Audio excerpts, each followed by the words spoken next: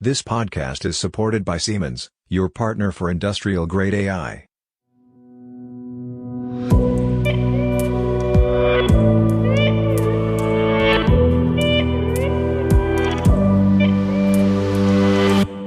Hey, it's me, Robert. Before we get into the main part with Peter, we need to talk briefly about the prizes. I have Professor Dr. Günther Klambauer from the JKU Linz on the line. Hello, Günther. Welcome to the podcast. Hello, Robert. Thanks for inviting me. Crazy times. Yes. Crazy times. Crazy times. 2 prizes for AI. Does that make you feel euphoric?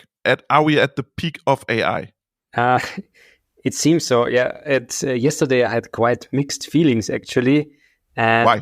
Yeah, it's very strange for me that the physics Nobel Prize went to Hinton and John Hopfield. So yeah, that was very surprising and still confusing. But today the chemistry Nobel Prize for AlphaFold and David Baker with computational protein design, that's really cool and I think also well deserved. Yeah. So let's talk first about Hopfield. Hopfield is all you need was a title of one of your papers, right? Yes, in 2020 we had a paper titled Hopfield Networks is All You Need. Yes. And what is so special? Yes, so back then in the early 80s, these were thought as storing devices, so they called associative memories. Mm-hmm. These are I don't know if he imagined it as software pieces or rather as hardware pieces, and they were already recurrent neural networks, what we call them, and at that point of time quite a strange idea, I think. And nowadays, I mean, we have completely different deep neural networks, and these are behind the AI systems, as you said, behind ChatGPT and so on, but they're quite far from what he proposed back then. Yeah. And I think xLSTM also uses Hopfield, right? Yeah, I mean, there's a vague connection exactly in the paper that you asked me. Yeah. Hopfield networks is all you need. We basically made a connection between the large language models that we have now and these old Hopfield networks. And for them, so for that, we developed something that is called a modern Hopfield network, because those classic Hopfield networks were binary. So you just use binary data. Now it's continuous real world data and so on. So, but there is a slight connection that nobody was aware of. So unknowingly, the guys that built the transformers, the guys that built the large language model, they unknowingly used the kind of modern type of Hopfield networks, and we made this connection explicit. And now you could see that connection now with that. But yeah, these are, you could see as independent developments that later were connected by us. Yes. But the architectures or the neural networks they established are no longer used today, right?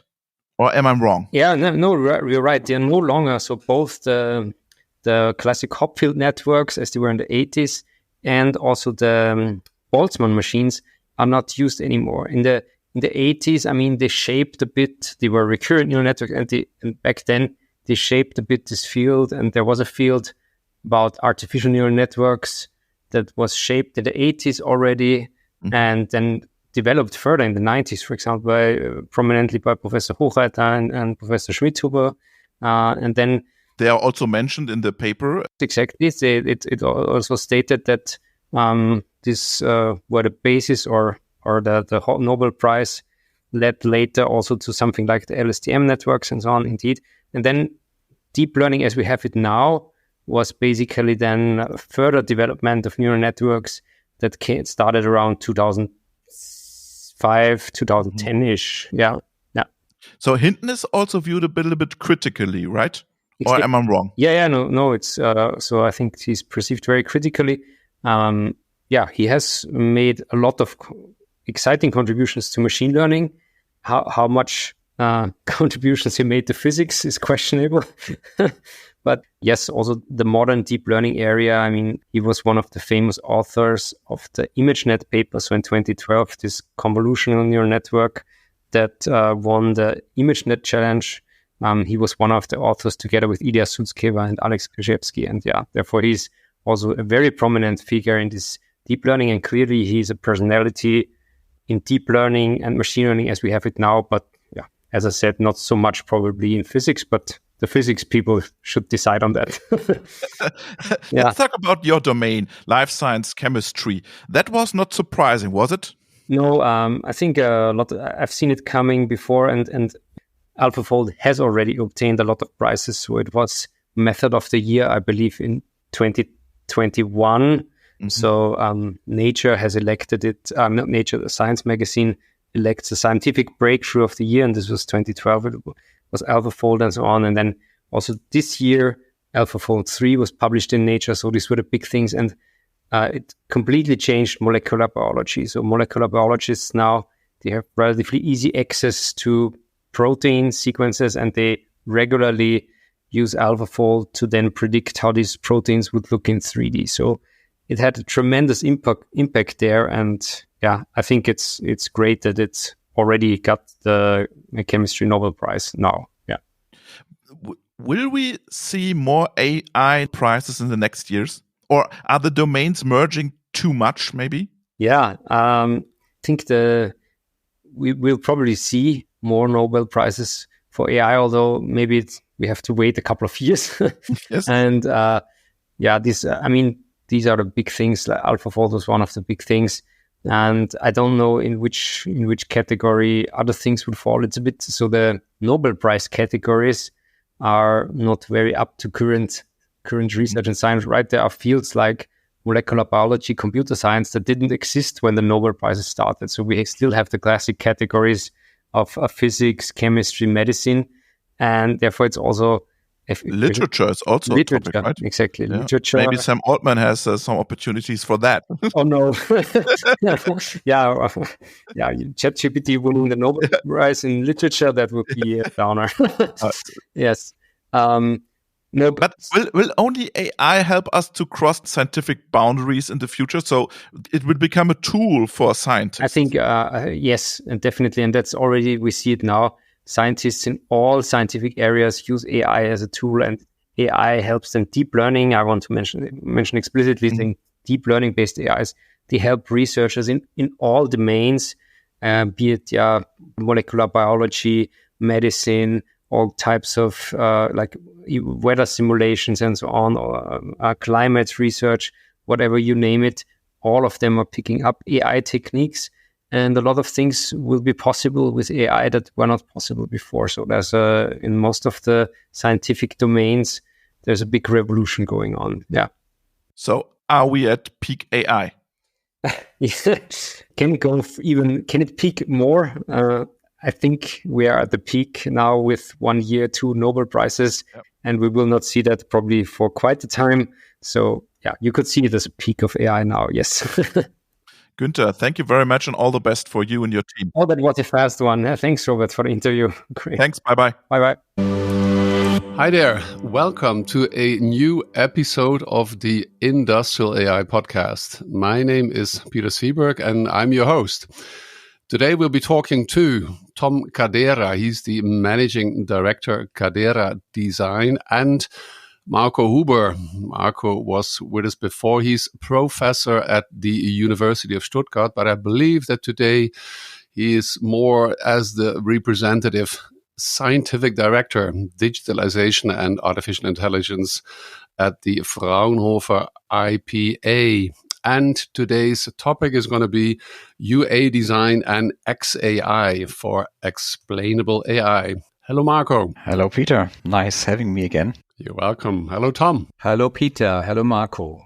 So, Marco, let's start with you. Yeah, one or the other listener will recall that you have been with us before. Nevertheless, please let us know who you are and what you do. Yes, sure. So, as you said, I'm a professor at the University of Stuttgart. So, I'm actually with the mechanical engineering department, but from a background, I'm a computer scientist.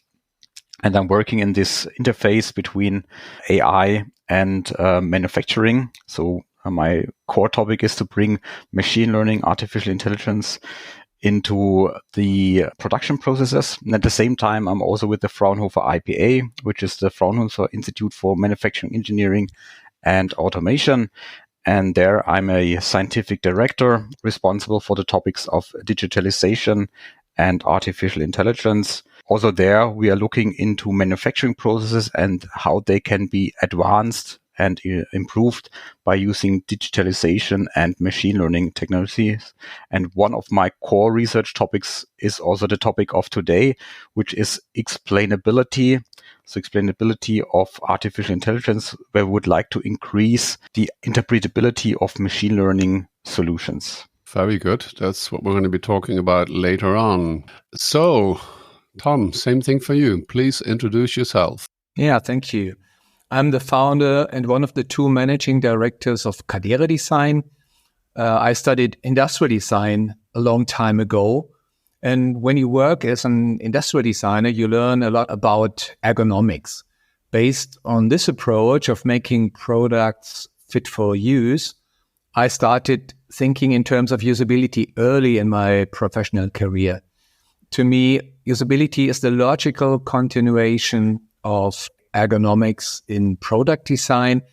And as a result, we have been offering user interface design services as part of our portfolio since 1992 already.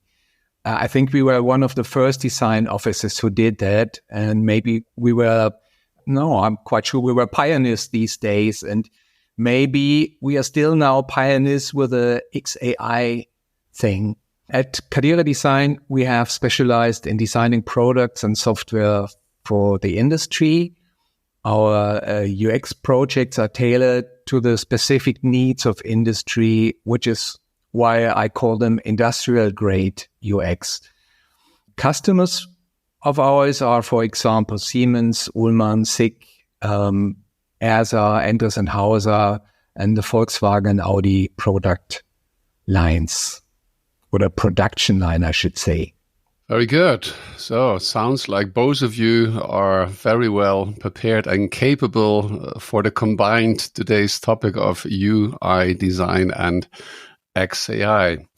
So, Marco, let's start with you. You are the co-author of a paper called How Should AI Decisions Be Explained? Subtitled Requirements for Explanations from the Perspective of European Law. But as I said, start with you. No, I want to actually start with you, Tom, because you read this paper, you made the community aware, and you publicly shared the question. You said, could XAI, so explainable AI, soon become mandatory for mechanical engineers, automation companies, and component suppliers? So, Tom, please give us a first introduction into why this paper made you ask this question. Well, I'm not a legal expert, but indeed, due to Marco's paper, that's obviously a fact. It seems to be quite clear that it becomes mandatory. But as I said, I'm not the legal expert. And if you ask me when all this or will be legally effective, it seems a little bit more complicated. Maybe, Marco, you can help when it will start to be mandatory. I'm also not a legal expert, but I'm a bit aware of the AI Act. You might know that that's the big European regulation on artificial intelligence, which became active just recently in August.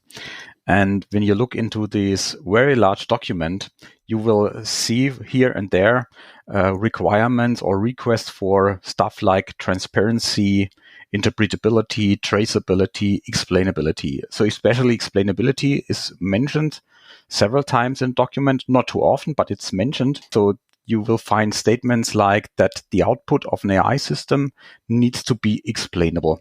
And then, of course, you could raise the question, what does it actually mean? So what is explainable? And unfortunately, it's not defined precisely in this document, in this AI Act. But it becomes obvious that some degree of explainability will become mandatory, especially when we talk about high-risk AI systems.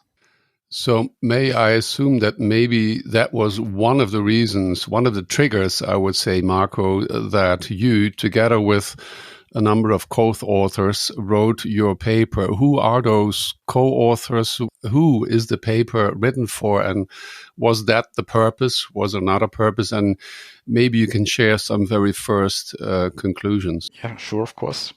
So this paper has a nice background. So one of the co-authors is Elena Dubovitskaya. She's a professor of law at the University of Gießen.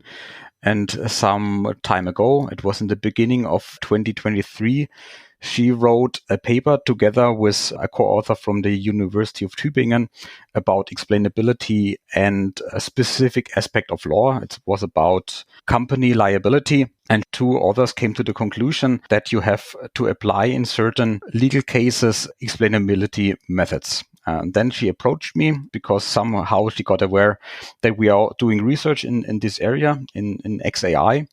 And we came to the conclusion that we should address also other aspects of law. And so together with Benjamin Freesch and Danilo Brajovic, who are both in my team, and with Christian Hort, who is another lawyer, we started this endeavor. And what we actually did was to look in different law categories. For instance, in product liability was one aspect we looked into, also in the GDPR, so which is the data protection law, and others.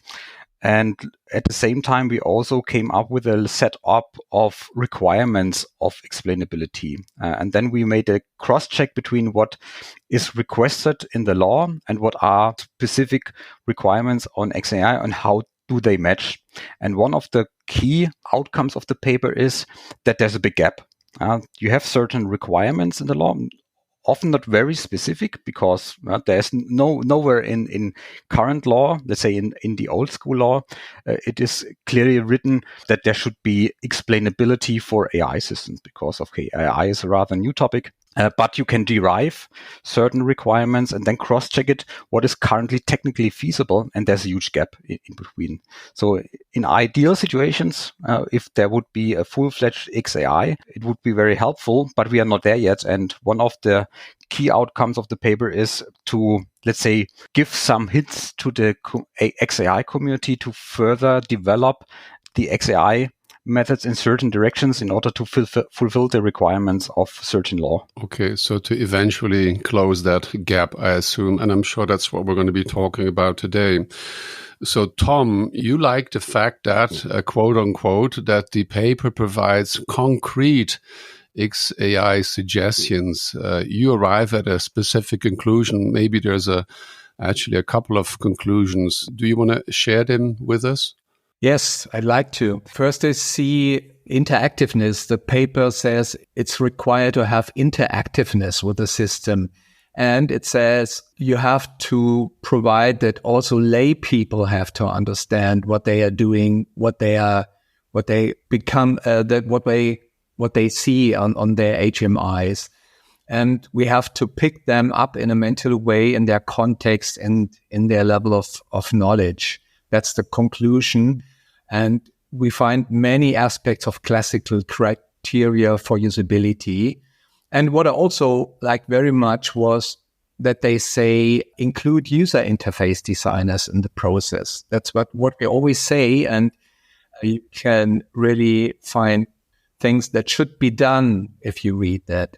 My concrete conclusions are, of course, create more trust, provide transparency, and people have to understand, they want to understand. So we have to bring content to the user interface that provides understanding and explanations in order to create this trust and transparency.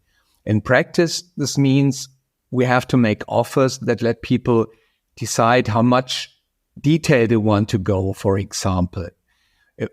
Let them decide how deep they want to dive in. Details on demand, for example, is one of the usability principles that we need here.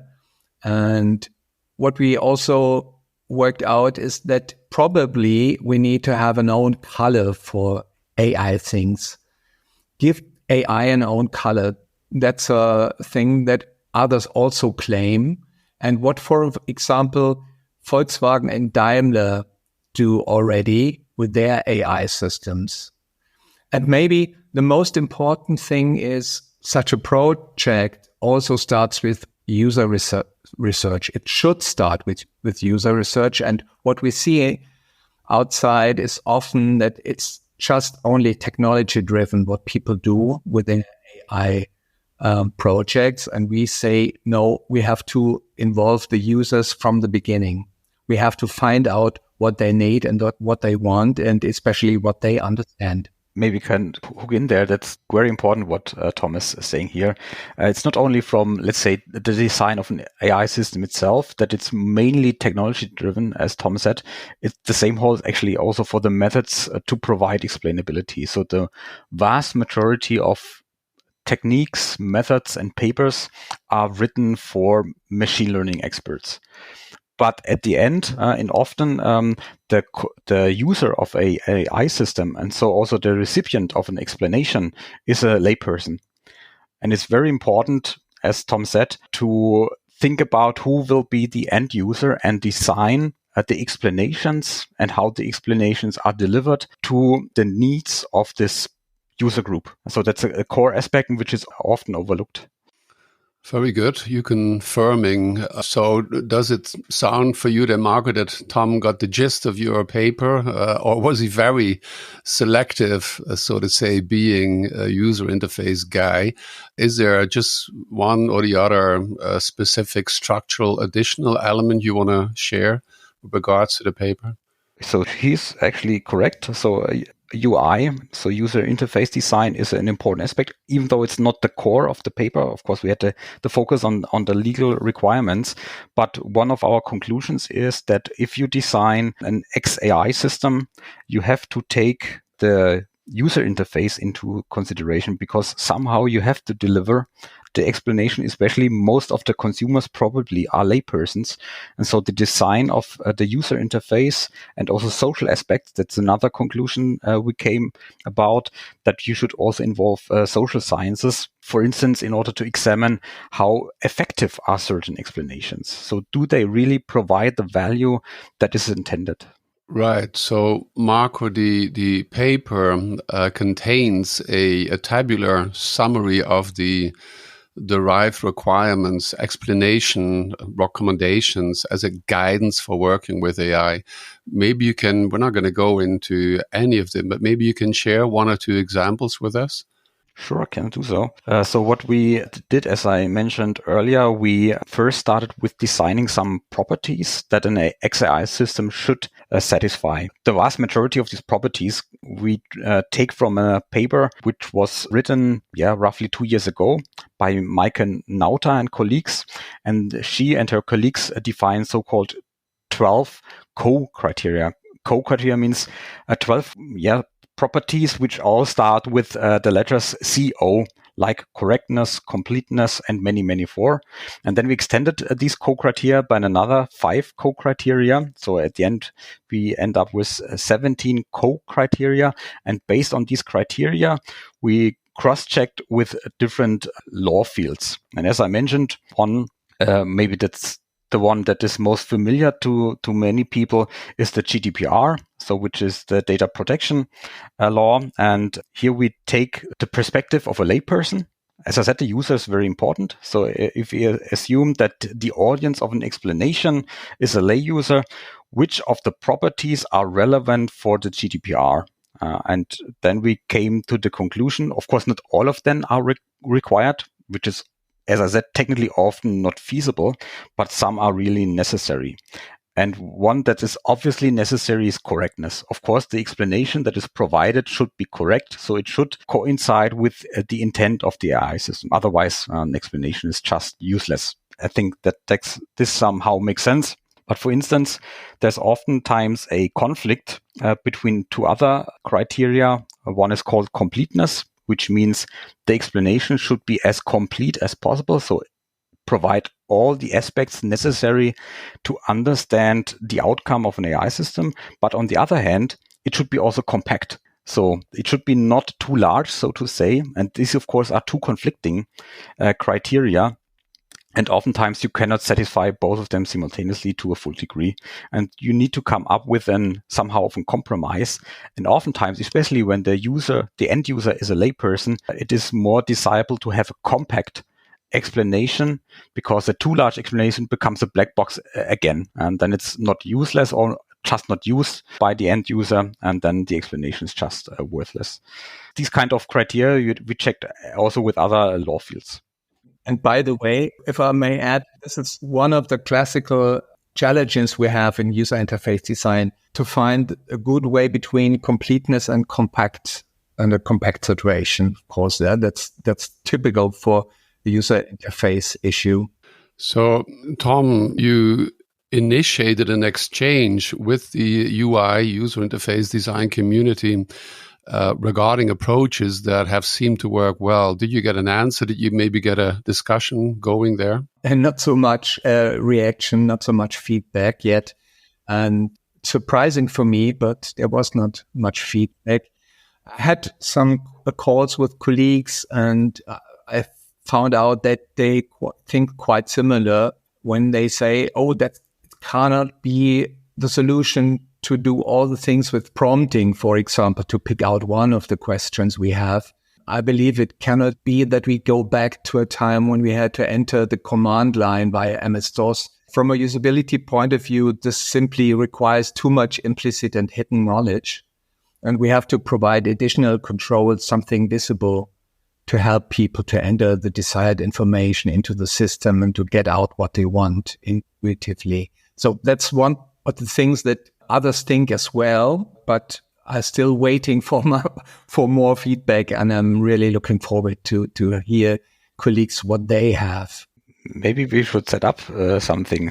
If maybe it makes sense to have some kind of a workshop or a conference on that, so that let's say experts from different fields like UI experts, UX experts, people from the XAI community, and maybe also from social sciences and also from the law perspective, because all these things come together and are to a certain degree necessary to provide and to design a useful XAI system for especially high-risk AI solutions. Good idea. Brilliant idea.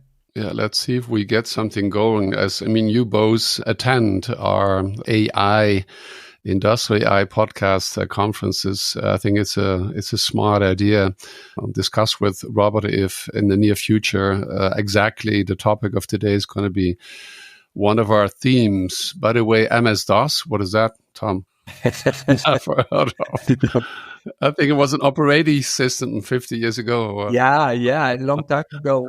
But when we started our business, we found many user interfaces built on the MS-DOS basis. And that's where you had to just put in command lines instead of choosing something you have been offered. Just for the younger listeners that they know what we're talking about. So, Marco, which are the legal requirements related to XAI? I think you referred to GDPR ones, maybe the AI Act. Are there other ones, or what are the considered laws that apply? Of course, we weren't able to cover all the specific laws. Such a paper has some limitations. We, for instance, took the GDPR because it's very explicit on that. There are some articles in this law which are oftentimes described as the right to explanation. That's one of the very rare cases where it becomes very explicit. In other law fields, it's rather implicit.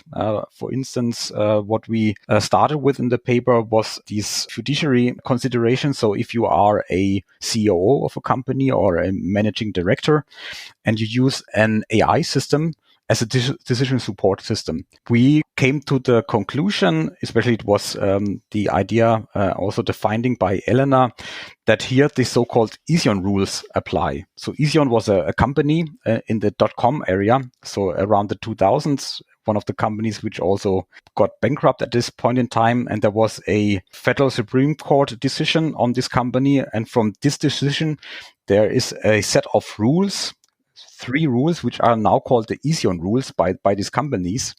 And it's makes some requirements about an expert consulted by, for instance, a managing director. And these rules simply can be summarized like the first rule is, if you consult an expert, it needs to be a qualified expert, somehow obvious, but this expert needs to have the qualification in the field you request support. Then the second law says this expert needs to be independent, so from a third party. And the third one is, as the recipient of this expert judgment, for instance, managing director has to do a plausibility check. And especially this third requirement, the plausibility check, from there we derived certain requirements for XAI. Because if you now use an AI system as a decision support system, you need to plausibility check the outcome of this AI system. And you only can do so, of course, if you get a certain understanding what the outcome, the output of the AI system is. And therefore you need explainability. From there, we again apply this 12 core criteria, or now 17 core criteria, to derive which is necessary and maybe which properties can be neglected in this specific field of law. Now, is this a typical Europe thing again that we're talking, listeners from outside of the European Union that still stay with us because they're very interested in others? Maybe, that's another typical Europe and law. And over the weekend, I think it was last Monday, so when we're airing this, it's probably a week ago, the governor of California voted against. You talk about a Brussels effect. Can you just say 1-2 things about, what we're discussing here? Is it, Europe, Germany, GDPR only, or does it work on a bigger global level? So, for instance, these ESION rules I just mentioned, you can find similar rules, for instance, in the Delaware General Corporation Law, which applies, of course, in the US. And here you have very similar statements like the expert needs to be chosen with reasonable care, and that the expert judgment needs to be plausibility checked. So it's not a singular European thingy, especially in this field of law. But of course, the AI Act is currently very specific European. Maybe others will follow. Let's see. As you mentioned, in California, they are currently not doing so. But this may will change in the near future. Okay. And so I would also assume and believe that what we're discussing today, the use of UI design for closing the gap that was brought forward is going to apply, I'm convinced, on a global level, although the laws may be different, but typically going in similar directions, more or less. So, Tom, are you and the UI designer community, you just refer to, at least maybe there's no public discussion, so maybe we're going to, start that off after the podcast, and or then, taking care of the theme in one of our Industrial AI podcast conferences. So are you and your colleagues, are you aware of those laws? I mean, do you keep yourself informed? Do you need to? Because maybe, it's the other question, maybe are the legal requirements, are they included in the requirements that you get from your customer? So is it in the end your customer who's going to be responsible, or you as the UI design person? First of all, I think that this design community is not so much aware of the situation or all the legal issues. They're not quite interested in those things. And that's the thing, that's the point where we are. And it's quite right. We have to talk about it, and we have to make it clear that there's a difference. And it's a big chance for our community, actually, of course, because that's really what we have to do anyway. We have to make it explainable anyway, and we have to do it a little bit more intensive, I guess, and in certain places. So that's quite normal for us, but it should be fitting to the new legal situation as well. And our customers are responsible for these legal things because they have the legal departments, and they are liable, of course, when something goes wrong. So it's up to them to make it work such that in the end it's going to confirm legally. Right. But nevertheless, if you're a customer, yes, I understand. And we'll talk about it in 1-2 examples at the end. But if your customer understands that you have at least a base understanding, or maybe a very detailed understanding of the capability of user interface design to apply, to take care of specific legal requirements, they're going to be very happy with you making them aware of certain things, right? Rather than they need to tell you exactly how to do. Right. So let's talk about who the different people are maybe related to different, let's say, target audiences. So Marco, you use what you call a stakeholder-based approach for formulating legal requirements in your paper for the explainability of decisions made by machine learning based applications. And depending on the situation, you identify 4 groups. Can you share with us which they are? Yes, as I said, we identified 4. Could be more, but for the sake of the paper, we identified these 4 user groups. So one I already mentioned, this is the decision makers in companies, like a managing director, CEO, or board of directors, something like that. Then there's a second user group we also spoke about already, which are, let's say, the laypersons. We use this layperson particularly for the GDPR, for the data protection aspect. And then we have the developers of AI systems or of products which contain AI systems. And at the end, we have the operators. So those which are running using a machine learning AI system in their operations in the products. So these are the 4 user groups we considered. So Tom, may I assume that maybe only the latter one, but is the latter one, so the operator, the typical, let's say, target user for you, or are there any other ones for you as well? There are other ones as well, of course, because we also have to provide good user interfaces for those people who do the ramp up and the service people. And we also have people who write the programs in order to run the machine. So we have different target groups anyway. And I think we have the challenge to do it different for every target group, as Marco already said. And yeah, the operator target group is maybe one of the most important ones because they run the machine. They work on the machine most of the time. So it's really an important target group for us, but not the only one. Well, I could imagine that you work with different personas there. Maybe say, there's the young person just coming from, having studied, it could be university, another kind of introductory course on machine learning, whatever it is. Maybe typically the young person doesn't have to be in another situation. It could be the person who has been doing something completely different, but who are new to the situation, let's say, as opposed to the person who's been working in a very similar environment for, 20, 30, 40 years. So I could imagine that maybe you differentiate between those different categories of operators. Mm-hmm. Exactly.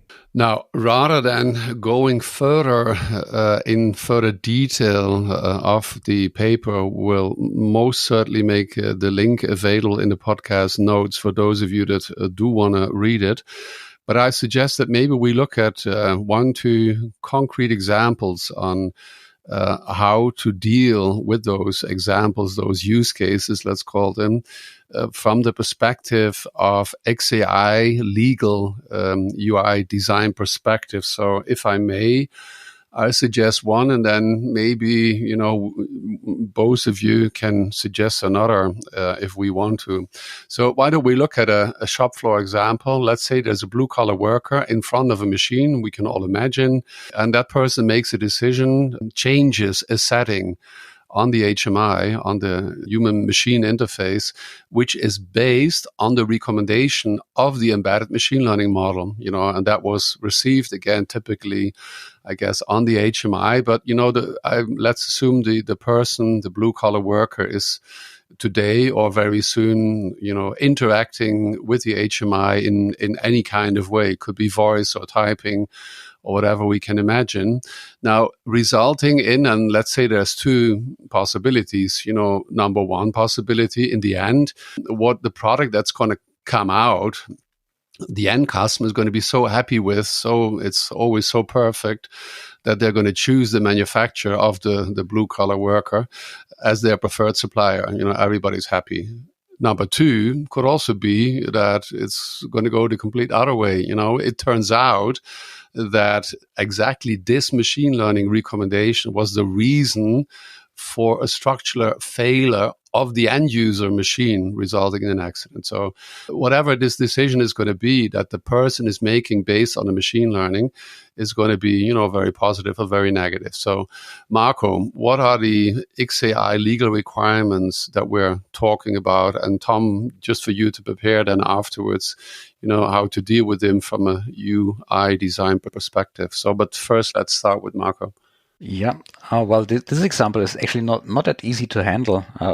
One could think about it has something to do maybe with product liability, but usually product liability only applies in products in private use. But in this scenario, as you outlined, is a professional use. But sometimes these requirements in product liability are also to a certain degree applied to professional use.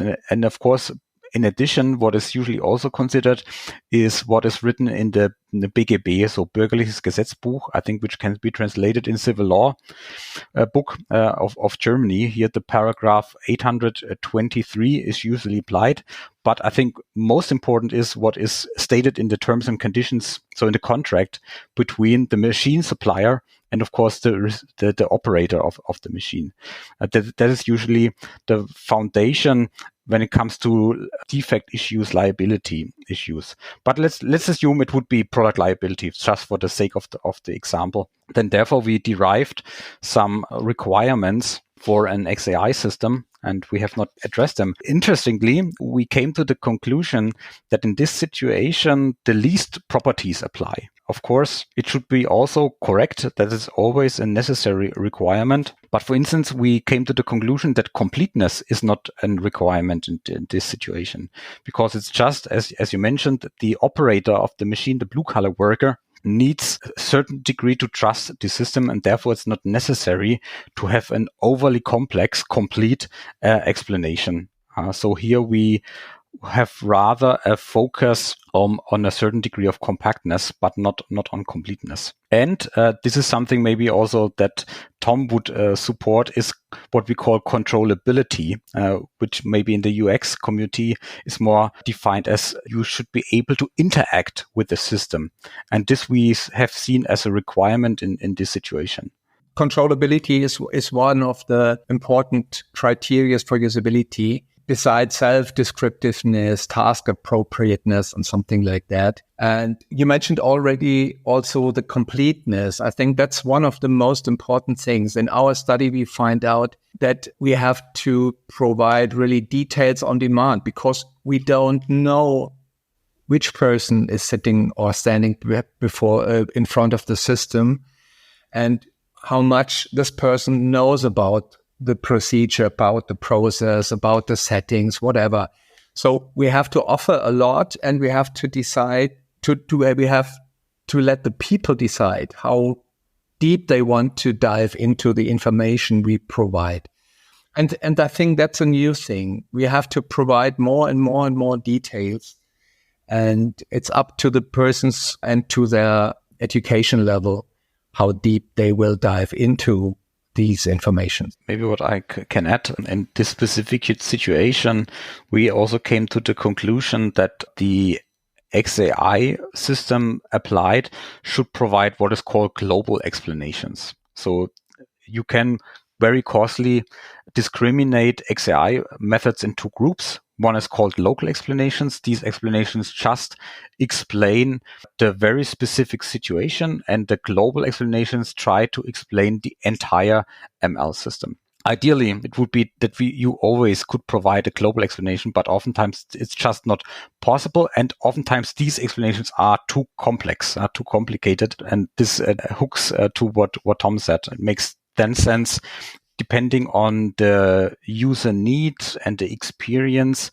that the user by himself or herself can decide how deep they would like to dig into the explanation to get an understanding. In the situation you mentioned with the blue-collar worker, this is something that become more and more applied in near future. We currently have a lot of projects which are in the direction of how to support the worker in setting up the machine parameters in order to optimize the production process. And oftentimes now you have the situation that the person in front is not, let's say, the super experienced guy working since 30 years in the companies and know all the details of the machines. You often now have people which are not that familiar with the process. And there the explanation becomes even more important, so that the user gets an understanding why certain recommendations by the AI system has certain effect on the manufacturing process. Okay, yeah, sure. What is the responsibility of, in this case, the blue-collar worker? So is it more local than global, I guess? And that relates very strongly, I would say, to what you suggest as well. Tom, maybe you start with an overview and you provide the option for the people to go to deep digger if they need to. So is there maybe, okay, so that was one example here. Is there another one that both of you want to discuss from both the, let's say, more legal and from the UI design perspective? Maybe in a similar setup, let's assume that the AI system again is applied in the shop floor, but now has is responsibility for safety functions. Like could imagine a camera system that is safeguarding in a specific area of the production machine, and when a human worker is entering a certain location, then the machine should stop in order to prevent harm to the person. And then you could imagine, of course, that the camera images are processed by an AI system, like a deep convolutional neural network, something like that. And now it takes over safety function. Of course, it should work all the time. And now the machinery directive comes into play. This is still valid, especially the AI Act and the machinery directive are interacting with each other. So the one is not replacing the others. They both come into play in this situation where it is a safety function. It is automatically a high-risk AI system, and the AI Act in this situation is then referring to the machinery directive. And from there, you can now derive certain requirements on the AI system that needs to be fulfilled. And of course, then also, even though it's not yet very explicit, on the explainability of this AI system. Right. Does it make any difference for you, Tom, with regards to the UI design? You mean the safety aspect? Yeah, just in this different use case of the safety. Yeah. The principles are the same. I think we have to be more detailed, maybe more clear, even because we have to deal with the health and of people.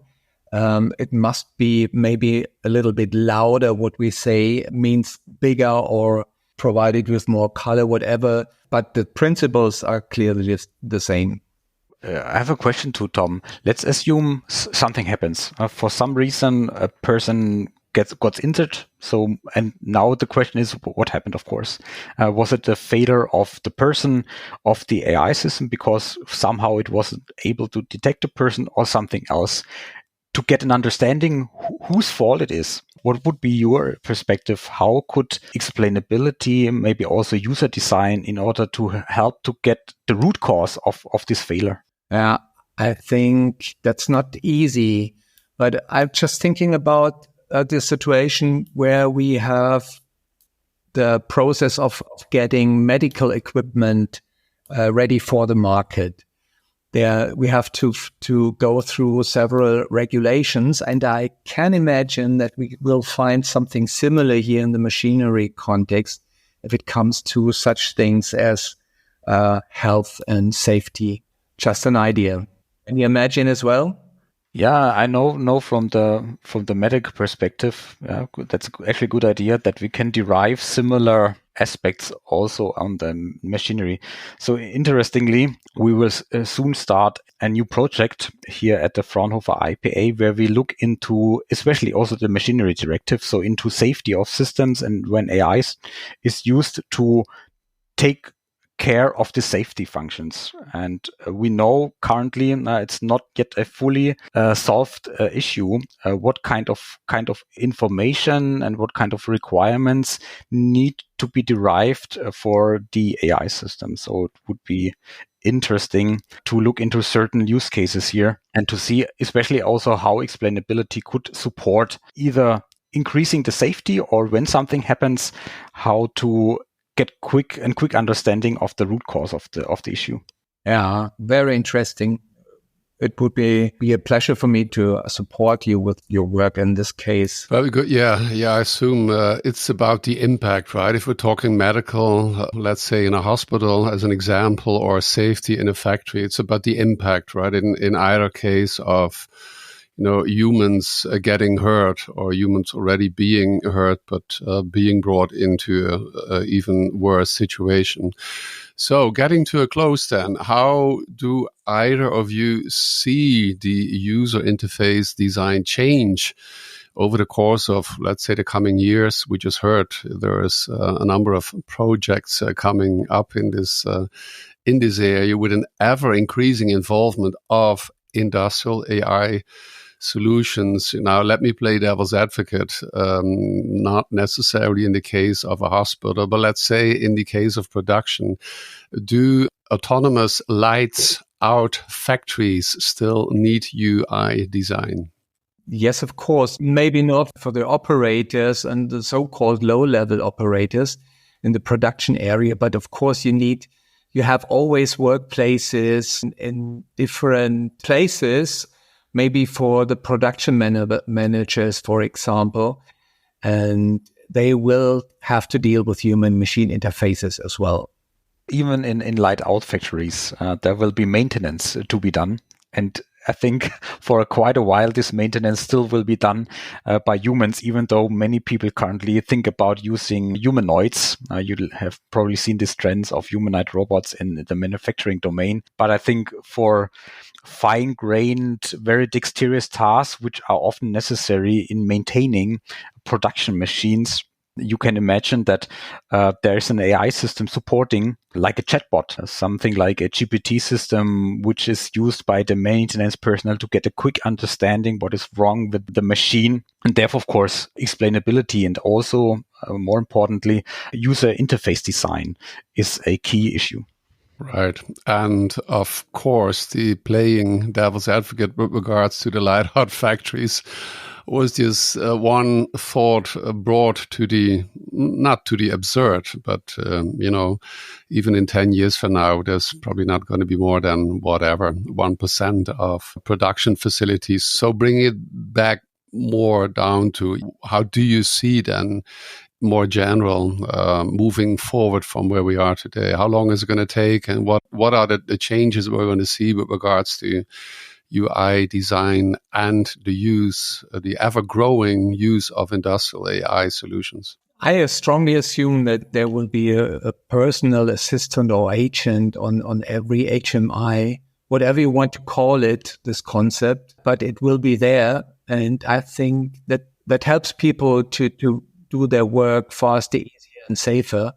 And I think that will be there in few years already, maybe even faster, because we have such a high speed in this new AI technology. Sure. Let me first say strong agreement on that one, but with another question to you.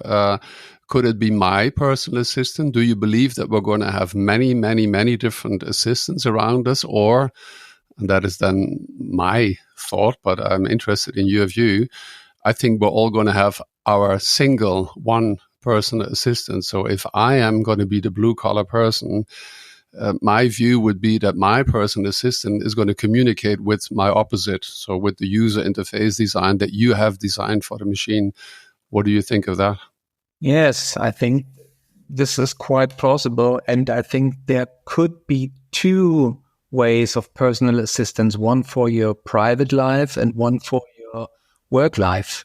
Marco, any final close-off thought that you want to share with our listeners? Yeah, maybe one thought we oftentimes now see is the trend that, of course, the machine operator becomes also the trainer of the AI system. And I think here, again, the user interface plays a crucial role because now maybe a layperson who has never done anything or has no details about how machine learning works in all its details has now the responsibility to support the training of an AI system. And I think here the user interface design becomes even more important aspect because the decisions then at the end made by the machine operator, like this example we use as a training example, has a direct impact of the quality and the performance of the machine learning system. Good approach. And I think it's crucial to have a good motivation for the people to do that, what we needed to bring the system in this better situation you described. Yeah, that's a good point. At the end, the person needs some kind of an incentive. Why should I do this? And how does it support my work with the machine? That's a very important aspect. Marco, Tom, thank you very much. It sounds to me like with this podcast, we could have potentially laid the groundwork for additional activities. One thought we had that maybe we're going to be taking this as a theme for one of our near future Industrial AI podcast conferences. Thank you very much. Listeners that want to get in touch with you can do so probably best by LinkedIn. We're going to put your names in the podcast notes. And otherwise, dear listener, if you have any question, comment, as always, please send a short email to peter@aipod.de. We are, of course, very happy that you stay with us so far. We hope that you learned something. Looking forward to have you with us again soon. Tom, Marco, thank you very much and bye-bye. Thank you as well. It was a pleasure. Thank you for having me. Thank you. It was a pleasure again. Bye-bye. Bye-bye. Bye.